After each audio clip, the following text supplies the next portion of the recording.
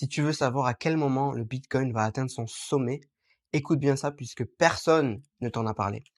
Donc il y a un indicateur que très peu de gens regardent qui s'appelle la dominance des stablecoins, Tether dominance. Et il a prédit presque tous les tops de Bitcoin ces dernières années parce qu'en fait cet indicateur il va mesurer la peur sur le marché.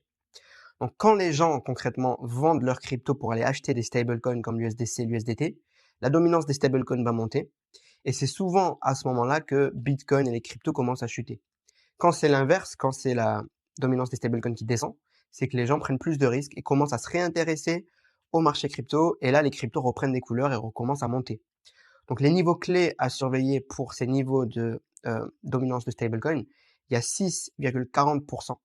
Donc en gros, quand on arrive à ce niveau très élevé de dominance des stablecoins, ça veut dire que normalement, les gens vont bientôt commencer à se réintéresser aux cryptos puisque c'est un sommet en gros de dominance des stablecoins. Et puis ensuite, la liquidité qui s'est mise sur les stablecoins se retrouve sur le marché crypto.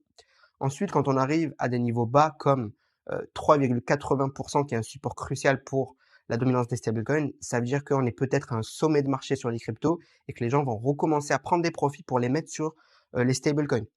Donc la conclusion, qu'est-ce que ça veut dire pour toi? C'est que si tu vois la dominance des stablecoins qui commence à chuter, ben, c'est peut-être la fin du bull run. Mais au contraire, quand elle commence à vraiment monter, ben, ça veut dire que des liquidités devraient se retrouver bientôt sur les cryptos.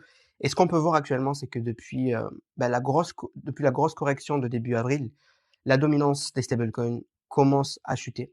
On se retrouve en ce moment à des niveaux intéressants. On a cassé des résistances, qui veut dire que on pourrait très bien continuer la montée haussière sur les prochaines semaines, puisque c'est ce qui s'est passé quand on avait passé ces niveaux de résistance dans le passé. Et du coup, ce qui pourrait en profiter, c'est pas que le Bitcoin, mais c'est aussi les altcoins. Donc, n'hésite pas à t'abonner si tu veux plus d'indicateurs cachés ou très peu utilisés comme celui-ci. Et puis, comme il se passe beaucoup de choses en ce moment sur les cryptos, ben, je te recommande de suivre ça de très près pour être sûr de rien louper. Et la meilleure chose pour que tu puisses le faire, c'est de rejoindre mon groupe Telegram 100% gratuit où je te parle des actualités crypto, économiques chaque jour et surtout je te donne mes conseils d'investisseurs crypto depuis 2018. Je te fais des messages vocaux tous les jours pour te donner mes conseils 100% gratuits. Donc si tu veux rejoindre, le lien se trouve dans ma bio, c'est 100% gratuit. Il y a plus de 4700 personnes aujourd'hui. Et puis je te dis à bientôt.